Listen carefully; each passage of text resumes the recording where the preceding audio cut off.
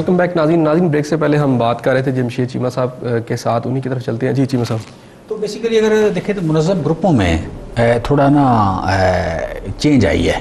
منظم گروپوں کی سپورٹ بڑھی ہے ٹو عمران خان صاحب, ٹھیک ہے, اور پیپلز پارٹی کا جو گراف ہے وہ بہت نیچے گیا ہے.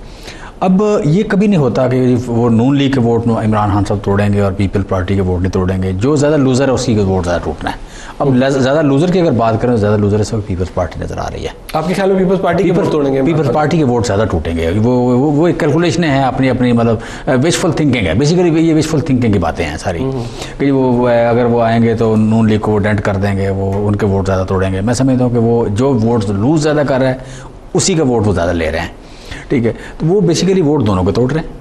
اور ڈیفینیٹلی آپ کہہ رہے ہیں نا کہ 1% ہے. 5 میں 1% کا مطلب 15%.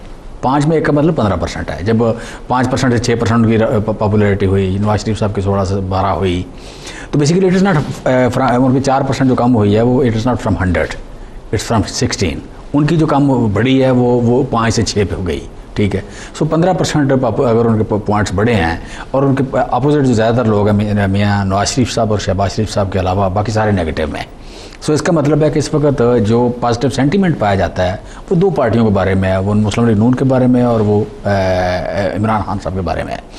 سو یہ سچی بات ہے کہ یہ مجھے جو سیریس کنٹینڈر نظر آ رہے ہیں کے پی کے اور سینٹرل پنجاب, اس میں نون لیگ اور تحریک انصاف نظر آ رہے ہیں. یہ کنٹینڈر نہیں نظر آ رہے. یہاں Peoples Party as a contestant party نظر نہیں آ رہی. ایون دین کہ وہ الائے بن جائے, اگر ایون کاف لیگ کے بھی, وہ کاف لیگ بھی ساتھ ہے, چونکہ جو سینٹرل دیکھیے اصل بات کینڈیڈیٹ نہیں ہے, اصل بات جو ہے وہ ووٹر ہے, ٹھیک ہے. لیکن صدرن پنجاب جو ہے, تو صدرن پنجاب اور سندھ میں وہاں کاف لیگ اور نون لیگ, کاف لیگ پلس پیپلز پارٹی اور نون لیگ, یہ بڑے کنٹینڈر نظر آ رہے ہیں. یہ بڑے کنٹیسٹنٹ گروپ ہوں گے آپس میں.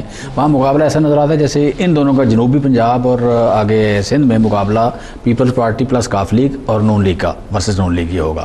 ادھر لگتا ہے مجھے کہ پیپلز پارٹی تیسرے نمبر کی پارٹی ہو جائے گی ورسز دس تحریک انصاف اور ورسز مطلب نون لیگ.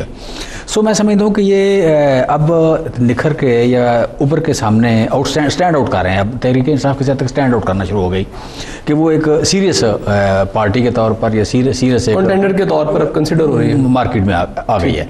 سو مطلب اس میں جو بری خبر ہے پیپلز پارٹی کے لیے وہ یہ ہے کہ وہ جو کیلکولیشن کر رہے ہیں کہ ان کا ووٹ ٹوٹ نہیں رہا, یہ بالکل غلط بات ہے.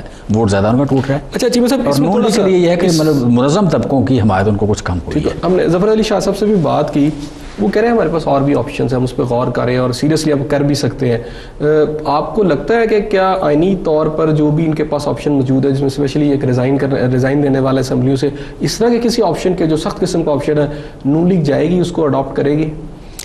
دیکھیں میں سمجھتا ہوں کہ مطلب Noon League with this option یا with this perception, Noon League Peoples Party کو انڈائریکٹلی سپورٹ کر رہی ہے. نون لیگ اس پرسیپشن کے ساتھ اگلے الیکشن میں نہیں جائے گی.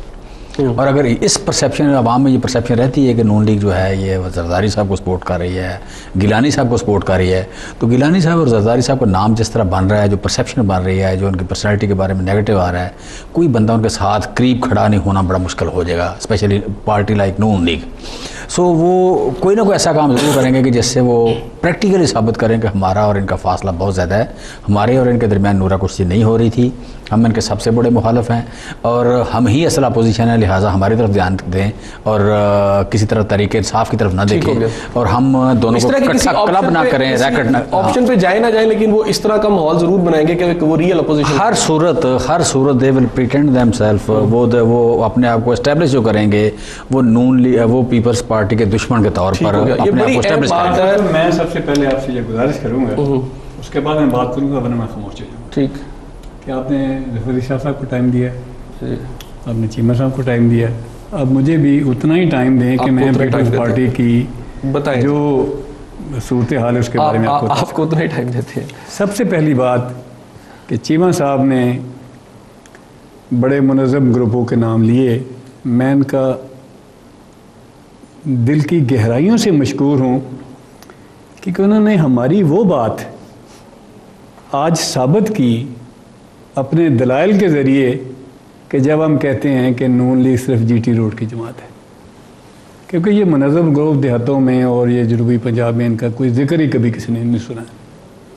ایک چیز. نمبر 2، پیپلز پارٹی بھٹو کی پھانسی کے بعد میں یہ نہیں کہتا ایک مذہب کی، لیکن ایک نظریے کی حیثیت اختیار کر گئی ہے، جو کہ بدقسمتی سے، یا کہہ لیں پہلے یہ تھا کہ جو اینٹی بھٹو ووٹ تھا وہ نون لیگ کو جاتا تھا، نواز شریف صاحب ان کے اسپوکس مین بن گئے، اب ان کے اور بہت سے اسپوکس مین بن گئے، تو آبویسلی وہ ڈیمیج جو ہے وہ میاں نواز شریف کی حیثیت کو ہی ہوگا، اس کو پیپلز پارٹی کی حیثیت پہ کوئی برا اثر نہیں پڑتا. نمبر 2، ہمارے میری مطلب یہ بات میں چیمہ صاحب کی طرف نہیں میرا اشارہ، اور میں ان سے معذرت کے ساتھ ضرور کروں گا کہ ہمارے تجزیہ نگار جس وقت تجزیہ کرنے بیٹھتے ہیں اس وقت ماضی میں الیکشن کمیشن کا کردار، ماضی میں IS، میں حساس ادارے کا لفظ بھی نہیں استعمال کرتا، میں اسٹیبلشمنٹ کا لفظ بھی استعمال نہیں کرتا، وہ ISI کا رول ان کے شاید علم میں نہیں ہوتا، یا انہوں نے کبھی پڑھا نہیں ہوتا، یا انہوں نے کبھی اس پہ غور نہیں کیا ہوتا. یہ بہت ایک اہم فیکٹر ہے پاکستان میں الیکشن رزلٹ پہ ایک انڈیپینڈنٹ الیکشن اور ایک اسٹیبلشمنٹ کا انٹرسٹڈ نہ ہونا. آپ نے پڑھا، سنا، دیکھا کہ جو بائیڈن یہاں پہ آیا اس نے پرویز الہی کو اس کے سامنے بیٹھ کے کہا کہ اگر الیکشن میں آپ جیت گئے تو ہم یہ سمجھیں گے کہ الیکشن فری اینڈ فیئر نہیں ہوئے. اس سے پاکستان میں بیرونی مداخلت کا ثبوت بھی ملتا ہے.